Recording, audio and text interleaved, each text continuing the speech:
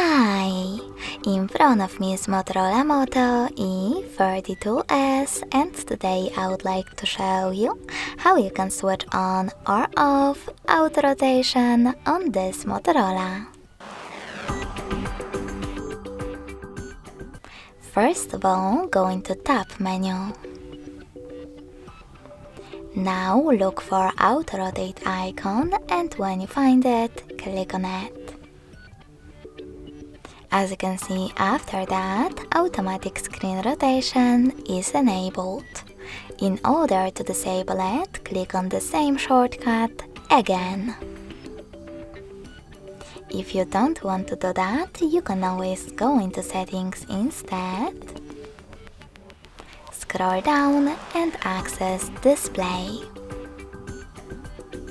Finally, click on advanced at the bottom. Scroll down and tap on this switcher next to auto rotate screen to turn it on or off.